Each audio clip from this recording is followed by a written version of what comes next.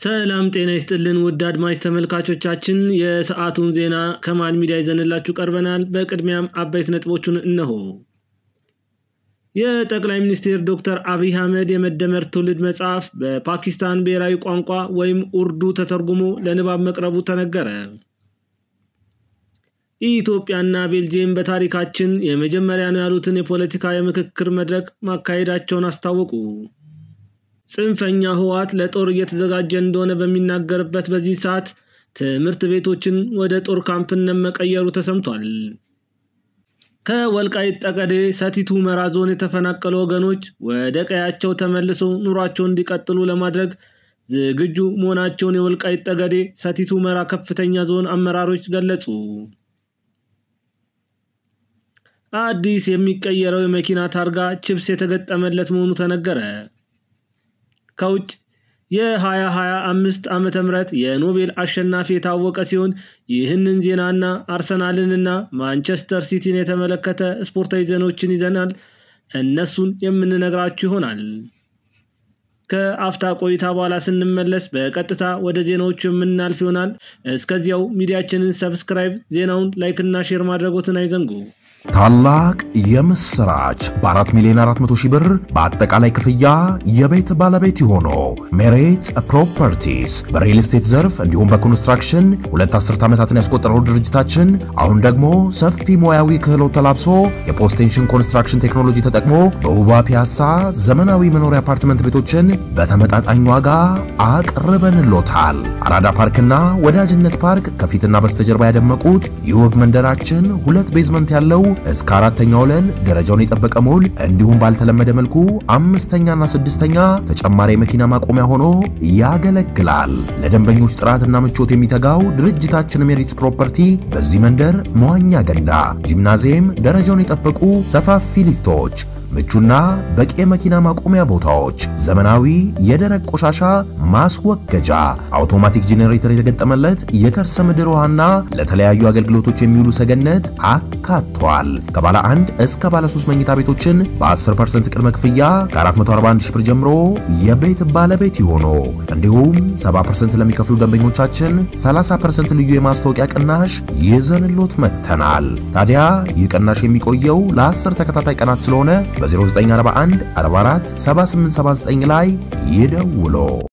የጠቅላይ ሚኒስትር ዶክተር አብይ አህመድ የመደመር ትውልድ መጽሐፍ በፓኪስታን ብሔራዊ ቋንቋ ወይም ኡርዱ ተተርጉሞ ለንባብ መቅረቡ ተነገረ። በኢትዮጵያና በፓኪስታን መካከል እየተጠናከረ የመጣውን የባህል ትስስር ተከትሎ መጽሐፉ በፓኪስታን ብሔራዊ ቋንቋ ማስታወቂያ መምሪያ አማካኝነት የትርጉም ስራው ተጠናቆ ለንባብ መብቃቱ ተገልጿል።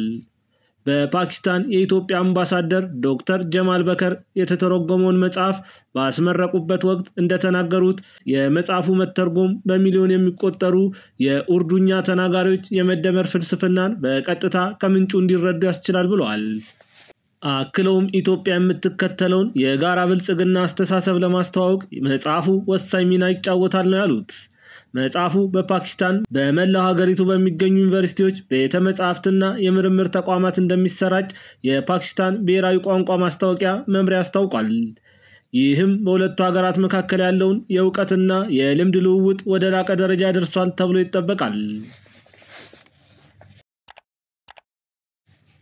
ኢትዮጵያና ቤልጂየም የመጀመሪያ ነው ያሉትን የፖለቲካ ምክክር መድረክ ማካሄዳቸውን አስታወቁ። የመጀመሪያው የኢትዮጵያ ቤልጂየም የፖለቲካ ምክክር መድረክ በአዲስ አበባ ትናንትና መስከረም 29 ቀን 2017 ዓ.ም ተካሂዷል።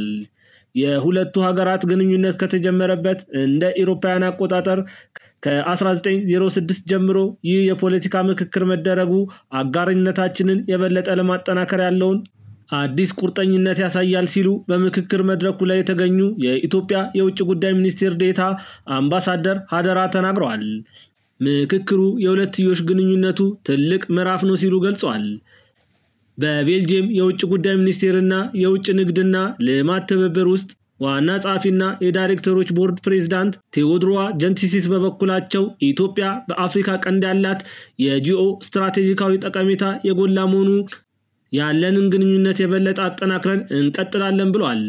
በተጨማሪም በአፍሪካ ህብረት ማዕቀፍ የድርቅ ተጋላጭነትን ለመቀነስ በሚደረገው ጥረት የኢትዮጵያ የአረንጓዴ ልማት ስራዎች የሚበረታታ በመሆናቸው በጋራ እንሰራለን ማለታቸውን ከሚኒስቴሩ የተገኘው መረጃ ያሳያል።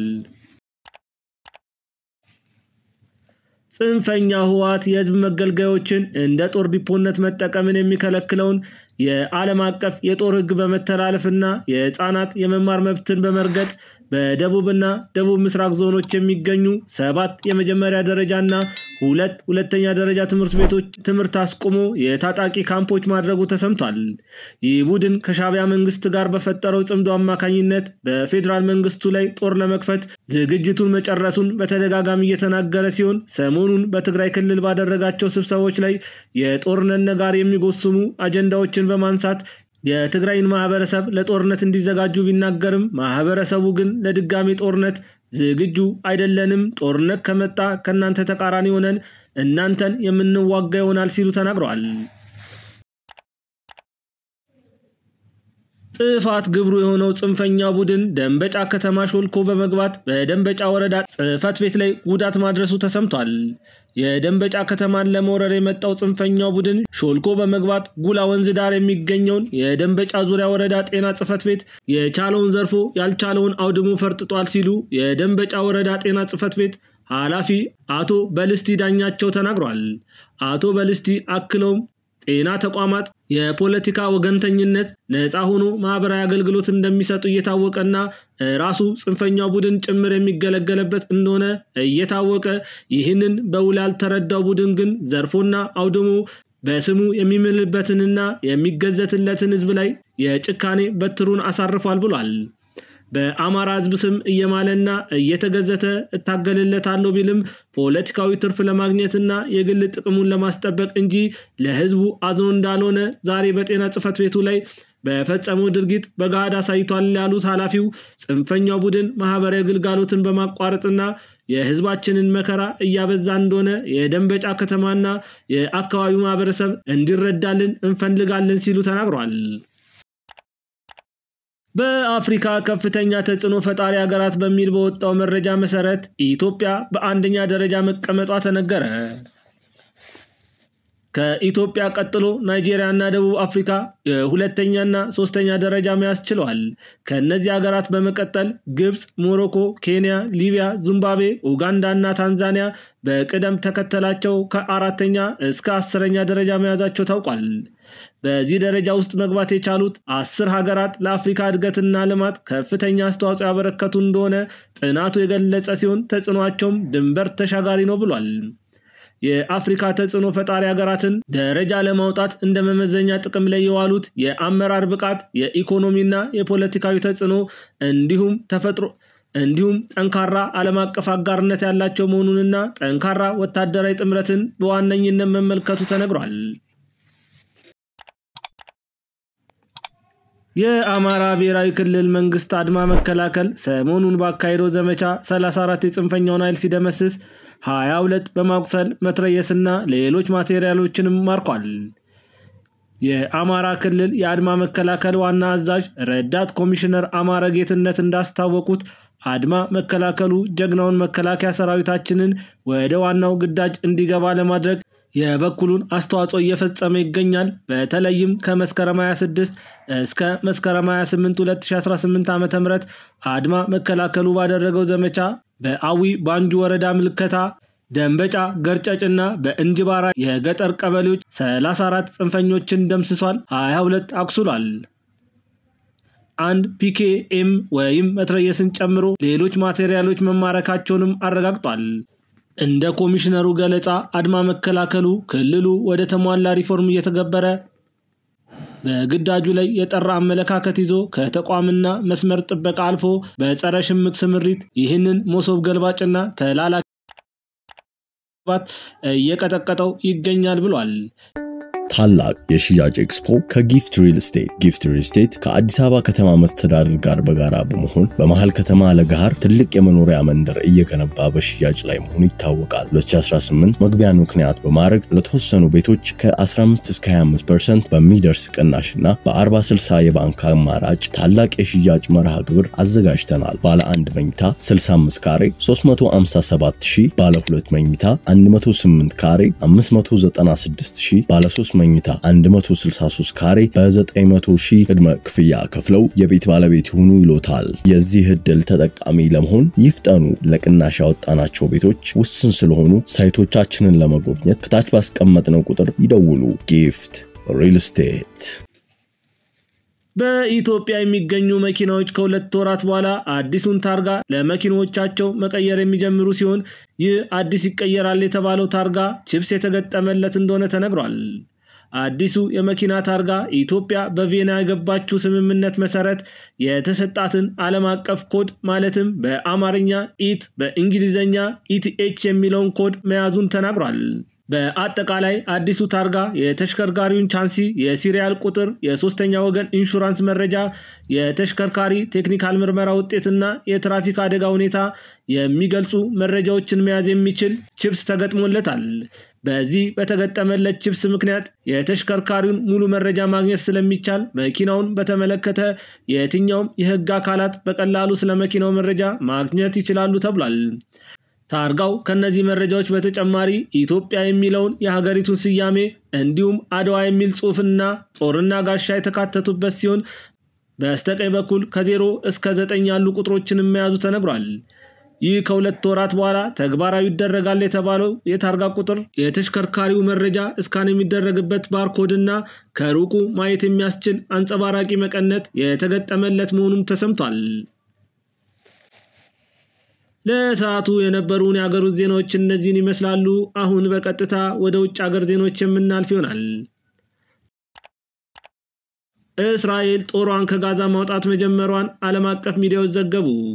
የእስራኤል መንግስት ካቢኔ ከሐማስ ጋር የተደረገውን የተኩስ አቁም ስምምነት ማጽደቁንም ቢቢሲና ሲኤንኤን ዘግቧል። ዛሬ ማለዳ የእስራኤል ካቢኔ ያጸደቀው የሰላም ስምምነት በጋዛ በ24 ሰዓታት ውስጥ ጦርነቱ ቆሞ የተያዙ እስራኤላውያን ምርኮኞች በ72 ሰዓታት ውስጥ እንዲፈቱ የሚያስችል ነው ተብሏል። የእስራኤሉ ጠቅላይ ሚኒስትር ቤንያሚን ኔታንያሁ በኤክስ ገጻቸው ላይ ባሰፈሩት ጽሑፍ መንግስት አሁን በህይወት ያሉ ታጋቾችን የሚፈቱበትን ማዕቀፍ አጽድቋል ብሏል። የተኩስ አቁም ስምምነቱ የታወጀው ትናንትና ሲሆን በስምምነቱ መሰረት በጋዛ የተያዙ እስራኤላውያንና በእስራኤል እስር ቤቶች ያሉ ፍልስጤማውያን እስረኞች የሚለቀቁ ይሆናል ተብሏል። የአሜሪካው ፕሬዝዳንት ዶናልድ ትራምፕ ለ2 ዓመታት የዘለቀውን የጋዛ ጦርነት አቁመናል፣ መካከለኛው ምስራቅ ደግሞ ታላቅ ይሆናልም ብለዋል። የእስራኤል ፓርላማና ካቢኔ ስምምነቱን ማጽደቁን ተከትሎ በጋዛ የተኩስ አቁም ተግባራዊ መሆን ጀምሯል። የእስራኤል ጦርም ከጋዛ መውጣት ጀምሯል ሲል አልጀዚራ ዘግቧል። ቬኔዙዌላዊቷ የተቃዋሚ ፖለቲካ መሪ ማሪያ ኮሪያና ማቻዶ የ25 የኖቤል የሰላም አሸናፊ መሆናቸው ተነገረ። የቬኔዙዌላ ተቃዋሚ ፖለቲካ መሪ የሆኑት ማሪያ ኮሪያና ማቻዶ በአገራቸው ዲሞክራሲያዊ መብቶችን በማቀንቀናቸውና አገራቸው ወደ ዲሞክራሲ ሽግግር እንድታደርግ በመታገላቸው የዚህ ዓመት የኖቤል ሽልማት ማሸነፋቸውን ኮሚቴው አስታውቋል።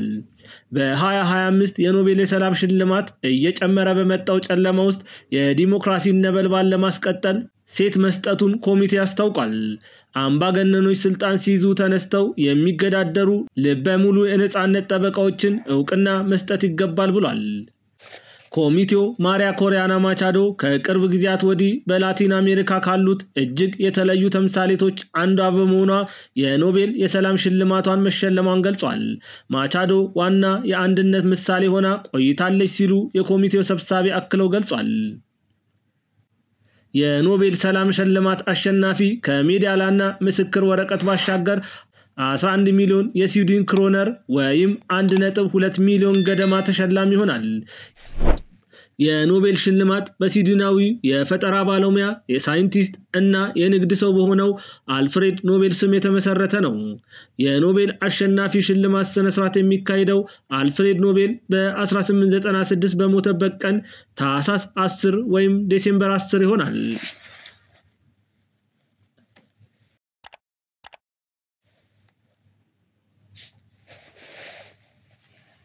አሁን ደግሞ ወደ ስፖርታዊ ዜናዎች የምናልፍ ይሆናል።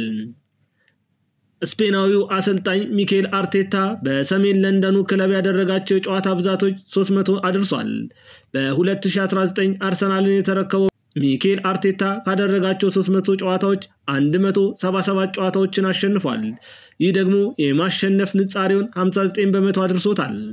የቀድሞ የሊቨርፑል አሰልጣኝ የርገን ክሎፕ በተመሳሳይ ካደረጓቸው የመጀመሪያ 300 ጨዋታዎች ያሸነፉት 177ቱን ነው። ጀርመናዊው አሰልጣኝ በመርሲሳይዱ ክለብ በቆዩባቸው 9 ዓመታት አንድ የፕሪሚየር ሊግ እና አንድ የአውሮፓ ሻምፒየንስ ሊግ ዋንጫዎችን ጨምሮ 9 ክብሮችን አሳክቷል። 6ኛ ዓመቱ ላይ የሚገኘው ሚኬል አርቴታ በመድፈኞቹ ቤት ትልቁ ዋንጫው የኤፍኤ ካፕ ዋንጫ ሲሆን ባለፉት 3 ተከታታይ ዓመታት በሊጉ 2ኛ ደረጃን ይዞ አጠናቋል። አሰልጣኝ ፔፕ ጋርዲዮላ በእንግሊዝ ፕሪሚየር ሊግ በጥቂት ጨዋታ 250 ጨዋታዎችን በማሸነፍ ቀዳሚ ሰው ሆኗል።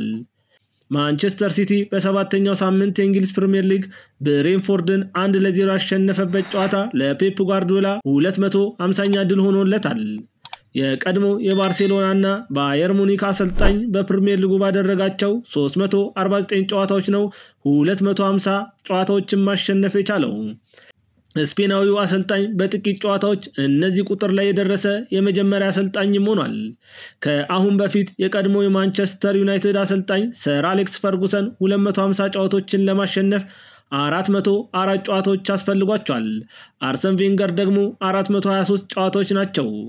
250 ጨዋታዎችን ማሸነፍ የቻሉት ዴቪድ ሞይስ በ645 ጨዋታዎች ሲሆን 250 ጨዋታዎችን በማሸነፍ 4ኛ ደረጃ ላይ የተቀመጡ አሰልጣኝ ናቸው።